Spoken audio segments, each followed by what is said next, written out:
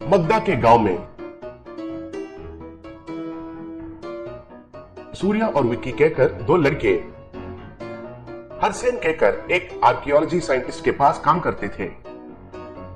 सूर्या और विक्की थोड़ा मंदबुद्धि के थे, लेकिन हरसेन उनको काम के लिए उन दोनों को झेलता था। एक दिन जब हरसेन, सूर्या और विक्की एक पहाड़ के पास खोद रहे थे, तब उनको 3 बड़े बड़े चाबियां मिले।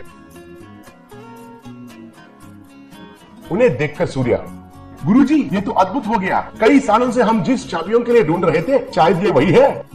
शायद क्या रे, बिल्कुल यही है। अब हमारे सारे मुश्किल खत्म हो गए हैं। हमारे घर को गिरवी में रखे थे ना, उसे छुड़ा सकते हैं।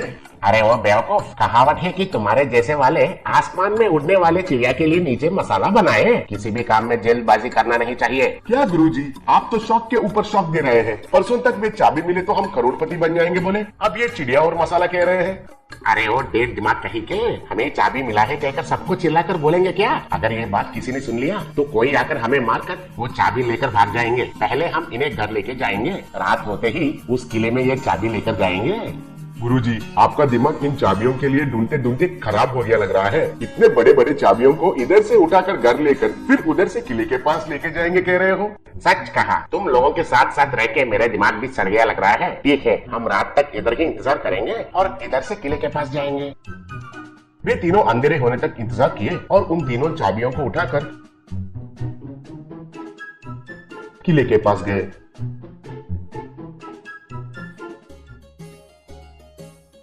चाबी को नीचे उतारकर सूर्या, बाप रे, इतना वजन को उठाकर मेरा हड्डी फसली बन गए हैं। मैं तो आप बीच में ही गिर जाएंगे सोचा, लेकिन बुढ़े होते भी अच्छे से मैनेज किया है आपने।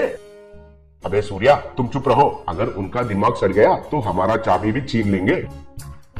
अरे वो बेवकूफ गधे कहीं के, तुम दोनों को मैंने गलती से मेरा एस्टेंस बनाया। आपके बक बक के वजह से वो गुप्त खजाना मिलना तो छोड़ो, हम फंस जाएंगे लग रहा है। ठीक है, हम गधे ही हैं और हमें एसिस्टेंट्स के जैसे लगाकर आप तो और भी बड़ा गधा बन गए हैं ना। आपका ये श्राप देना छोड़कर काम शुरू करेंगे तो अच्छा होगा। तब वो तीनों मिलकर उस किले के ताला को उन 3 चाबी लगाकर खोले। तब वो खुल गया।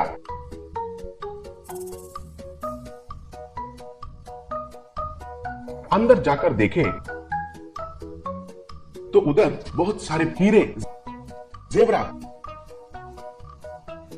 और कुछ बच्चे भी थे। ये देखकर वे तीनों उन बच्चों के पास गए थे।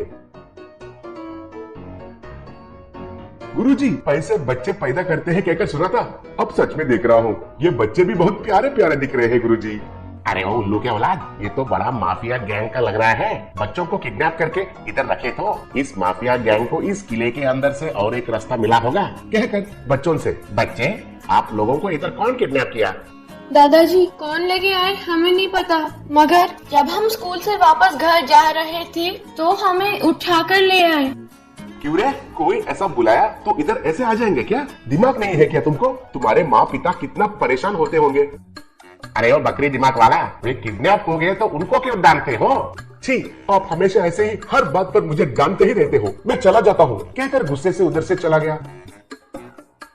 तब हरसेन और विक्की कुछ गहनों को थैलियों में बांधकर उधर से उन बच्चों को लेकर जा रहे थे। तब उधर 3 गुंडे गन्स के साथ आए।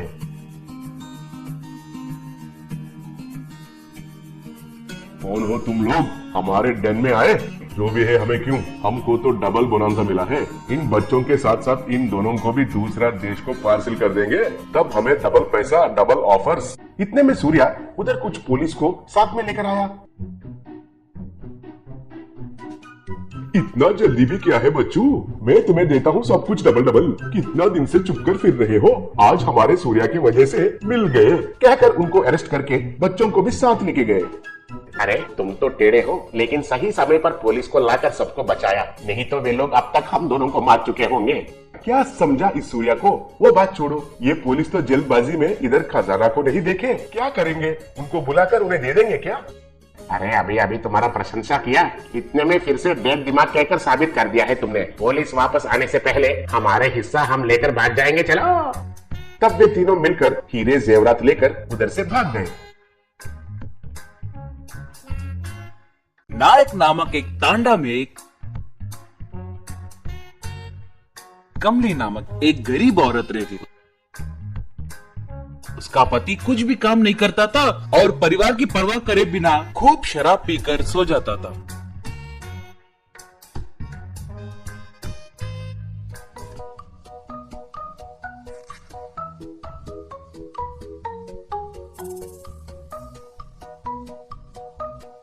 एक दिन पड़ोस वाली मंजू कमली से, ए कमली, तुम्हारा पति क्यों हर दिन पीकर घर में ही पड़ा रहता है? तुम्हारा घर कैसे चल रहा है? बच्चों का देखभाल कैसे कर रहे हो? क्या कहूँ दीदी, मेरा पति अब नहीं सुधरेगा। मुझे ही कुछ न कुछ काम करते हुए मेरे बच्चों का देखभाल करना होगा, नहीं तो हमें भूखे ही रहना पड़ेगा। वैसे तुम क्या काम कर सकती हो? क्या काम करके बच्चों का पोषण करोगी? मेरी बात मानो, तुम्हारे पति और बच्चों को छोड़कर खुद की जिंदगी देख लो। हाँ दीदी, आप ऐसे बात कर रहे हैं? मेरा पति पीकर पड़ा रहता है, मेरे बच्चों को कुछ नहीं पता, वो मासूम है। मेरी खुशी के लिए अगर मैं उन्हें छोड़कर चली गई तो वो बेचारे अनाथ हो जाएंगे। मैं ही कुछ न कुछ काम करके ये घर चलाऊंगी। वैसे तुम्हें क्या आता है काम करने के लिए? पहाड़ के ऊपर हमारा छोटा सा खेत है ना, वहाँ खेती बाड़ी करूंगी तो फसल उगेगा ना, तब उससे बेचकर आए हुए पैसों से मैं अपने बच्चों का पालन पोषण करूंगी। पहाड़ पर तो पूरे पत्थर है ना, वहाँ खेती कैसे करोगी? हाँ दीदी, मगर मेहनत से हम पहाड़ पर भी सोना उगा सकते हैं। आज से मैं उसी काम पे रहूंगी। पता नहीं, तुम तो बहुत अच्छे ख्वाब देख रही हो, मगर मुझे भरोसा नहीं है। उधर खेती बाड़ी कैसे करोगे, भगवान जाने। कमली हल को लेकर पहाड़ के ऊपर चढ़ी।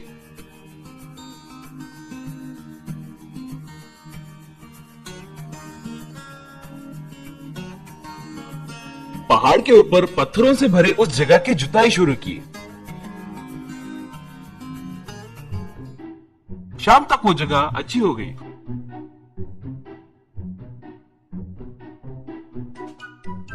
उसे देखकर कमली, अगर हम दिल से चाहे तो कोई भी काम नामुमकिन नहीं है। सिर्फ एक ही दिन में मैंने अपने खेती को कितना अच्छा बनाया। ऐसे ही कल बीज लाकर इधर बोए तो फसल अंकुरित होंगी ना, और 4 महीने में फसल हाथ आ जाएगी। उसे बेचकर हम खुशी से जी सकते हैं। ऐसे सोचकर घर चली गई।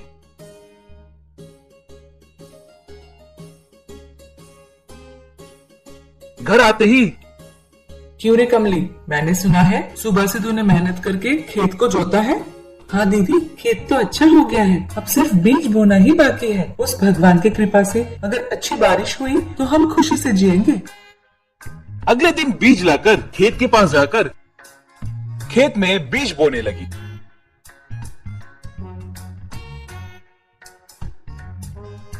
खेत की ओर देखकर दोनों हाथों से प्रणाम करते हुए, हे भगवान, तुम्हारे भरोसे ही मैंने खेती बाड़ी शुरू की है। अच्छे से बरसात करा के इन बीजों को अंकुरित होने में मदद कीजिए भगवान। यूं प्रार्थना की। उसकी मेहनत को देखकर भगवान प्रसन्न होकर बरसात बरसाए। बारिश गिरा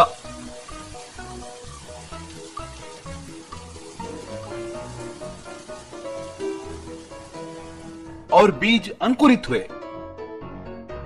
उसे देखकर खुश होते हुए कमली, हे भगवान, तुम हो भगवान, तुम सच में हो भगवान, तुम हो। आपका ये आशीर्वाद हम पर हमेशा रहे भगवान। इसके बारे में मैं मंजू दीदी और बच्चों को बताऊंगी तो बहुत खुश होंगे। मेरे बच्चों को लेकर इसे दिखाऊंगी। कहकर घर जाकर मंजू और अपने बच्चों से कमली, हमारे खेत में बीज अंकुरित हुए रे, छोटे छोटे पर हरे हरे रंग में कितने अच्छे हैं। पता है, मुझे बहुत खुशी हो रही है। कल तुम भी मेरे साथ चलना, तुम सबको दिखाऊंगी। और दूसरी तरफ एक क्लब में डांस करते हुए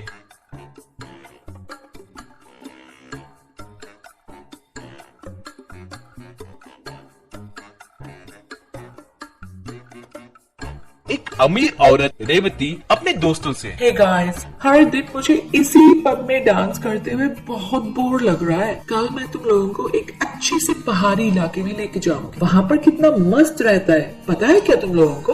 खुले मैदान में जोर से म्यूजिक लगाकर नाचने में उसका मजा ही अलग होता है। कल आप सब लोग रेडी रहना, देखो कितना थ्रिल हो जाओगे। रेवती के दोस्त कहकर चिल्लाए।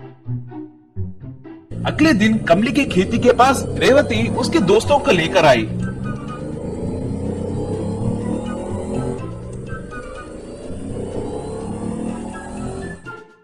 वहां कार रोककर कार के ऊपर म्यूजिक सिस्टम लगाकर वो अमीर औरत Revati, Come on guys, come on, dance, come on, yay!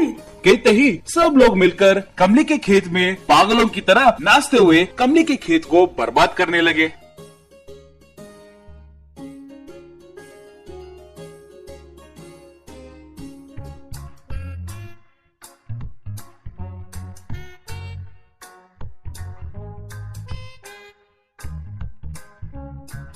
बच्चे और मंजू को खेत दिखाने आई कमली, वो लोग उसके खेत में नाचते हुए देखकर दुखी होते हुए, रुकिए, रुको, तुम इंसान हो या जानवर? ऐसे मेरे खेत को बर्बाद कर रहे हो? बहुत मेहनत करके उगाए हुए फसल को तुम ऐसे नाश कर रहे हो? कहकर रोने लगी। उसे देखकर रेवती, हे स्टॉप, यह फसल कहाँ पर है? ये सब तो हरा घास है ना? हरा घास? सोने जैसा खेत और हरे घास में तुमको फर्क नहीं नजर आता है क्या? मेरे जैसे 2 बच्चों की माँ की मेहनत तुम जैसों को कैसे पता?